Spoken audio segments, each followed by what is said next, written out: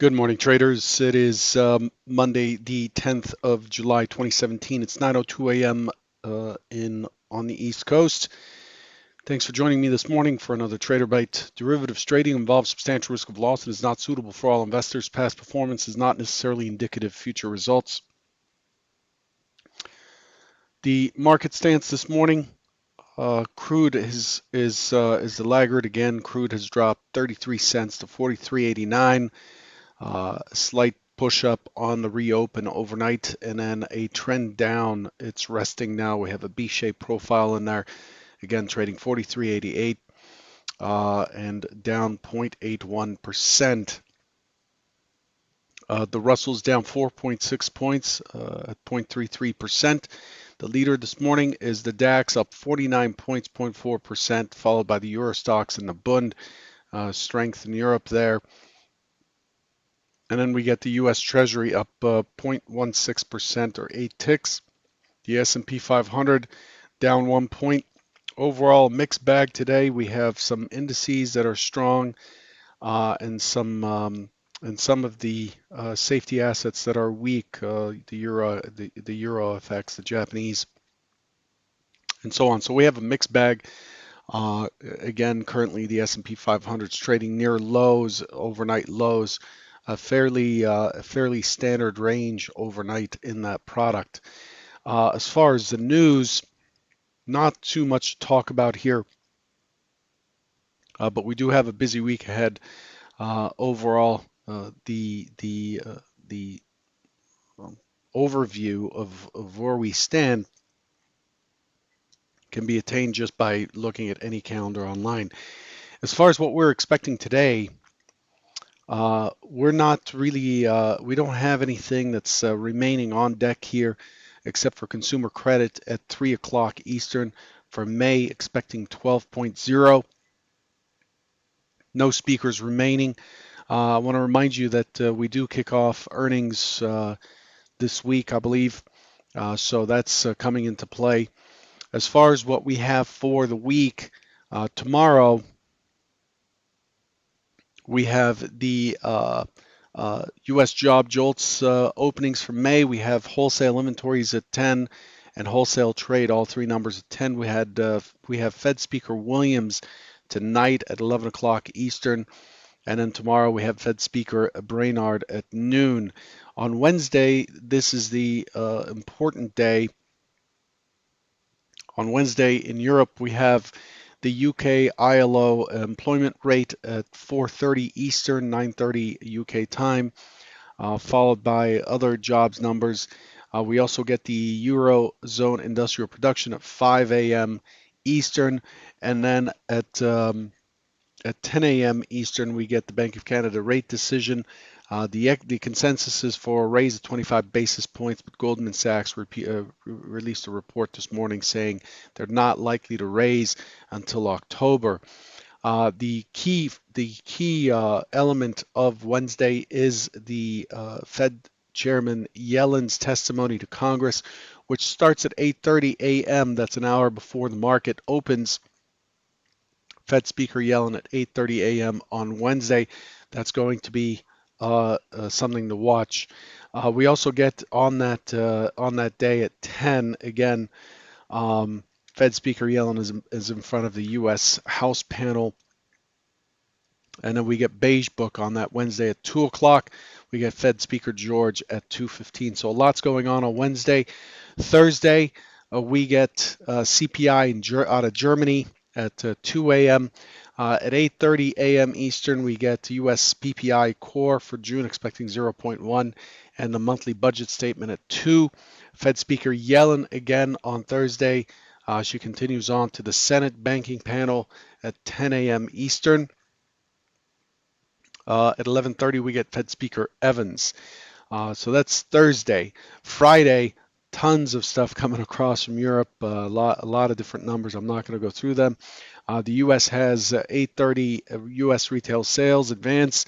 coming out at 7:30. 7:30 also we get CPI month on month expecting for June expecting 0.1%, and at 9:15 we get industrial production for June expecting 0.3% cap utilization, at the same time expecting 76.7.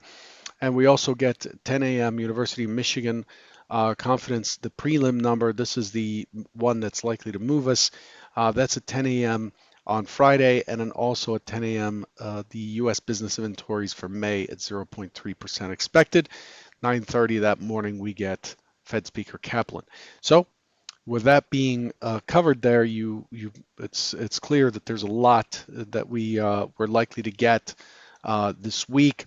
It's a sleepy morning this morning probably, but for the rest of the week there's a fair amount that's on deck. Um, so so let's move on to what we expected on Friday. So again, as always, I'm always ooh, we got a problemo here. Okay, hang on one second.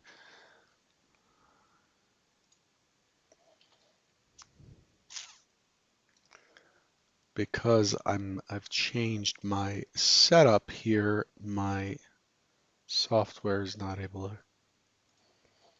Just one second.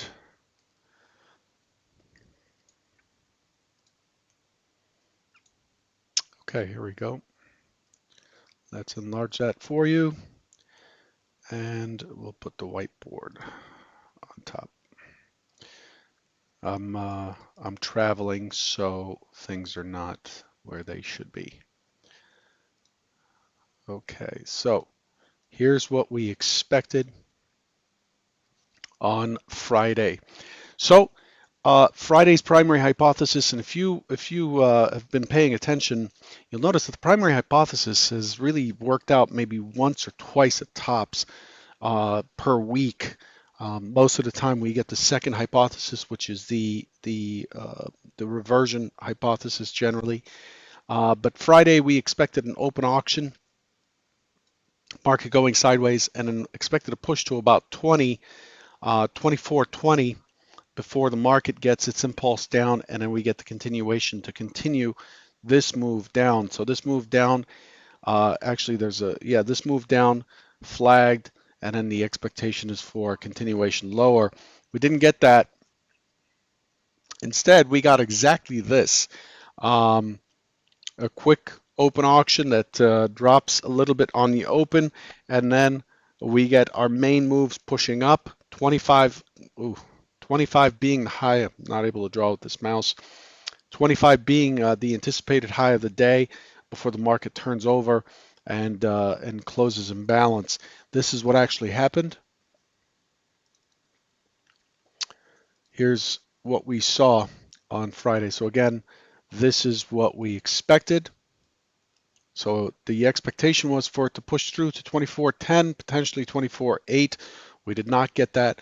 We got 24.12. It couldn't even get down into the LVN here, 24.12.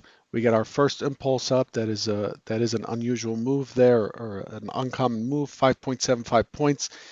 We get the pullback to the OS low, complete balance for a couple of hours until the European close. Once the European markets close, we start to make a quick run to the prior day's high. The prior day's high and low are marked with these green lines. This is the prior day's high. This is the prior day's low. And we push through to where? To 24.25 on the dot. 24.25 brings us this choppy, lots of zippers in this area, lots of balance, and then the market just goes pretty much completely dead. I did expect a rotation down and a rebalance into the close. Not sure why my mouse is doing that. Expected a rebalance on the close for it to come down towards the initial balance there, towards the middle of this profile. It didn't do that, but it hit its upper target pretty well. The upper target comes from the template day that was left behind on the 7th. So that's where we stood. And then what we have is the continuation of that auction. Okay. The market then rests a little bit longer and starts to drift up. So here we reopen last night and then we start to drift up. Most of the indices across the planet were green today, were up today, and they're giving that up now. So we get back to the point of control right here, consolidate. We form some really tight zippers in here, and then we start to break back into the range and attempt to push out, fails, and then now we're continuing lower and we're pushing our lows back in towards that IB. So this move that's happening right now is what I anticipated for Friday into the close. It's occurring now, and we're likely to push down into the 1775 area, which starts off this single print or low volume node right here. So that's where we stand as of right now. As far as what the market's overall picture has accomplished, last week was an inside week. We simply held a higher low, lower high. We did hold above the mid of the week per statistics. We finished above the mid of the week and in the middle of distribution, we closed right below the key volume area for the week, and we're starting to work our way down now. So it's anybody's guess. The key figures are last week's high and low, 24.05 to about 24.31. You got to watch what happens once we get there. We want to see who's got dominance at that point, and then that tells us that could potentially tell us if we're pushing to take out the 24, 40, 50 high towards new all-time highs, or we're likely to push into the weekly low of last week, which is 23.98, 24.0225 on the way to 23.98 and a quarter. Okay, so that's how things are set up. As far as what's expected for today, today I'm looking for an open auction, fairly quiet. Remember, non-farm payrolls on Friday. Generally, the Monday after Friday after non-farm payrolls is pretty tight. The ranges are generally below the expected value, the expected point of control of range. So I'm looking for today's range to be in the 7 to 9 point area. It's not likely to be much higher. I'm expecting an open auction that attempts to go higher, unable, and then it pushes down into Friday's IB 24.1775, consolidates, and then starts to move and make its way down into this consolidation zone before it finds its base, higher low, and then a push up into this weakish high. Not likely to take it. That's hypo 1. So hypo 1 doesn't have an edge for either side, except that we're likely to see sellers step in early to dominate the structure, the move, and then later on in the day, we're likely to see a bounce higher low that leads us back into the opening swing and potentially to test that 24-23 area. But initially, I expect the market to sell off. It may sell off right off the get-go. It may sell off after a test higher, but I'm expecting the market to sell off into this lower distribution and back into the prior day's balance. We're in a balanced market overall. That's my expectation for the primary hypothesis. Secondary hypothesis, we open, we're weak from the get-go, we push right into support in the 24.15 area.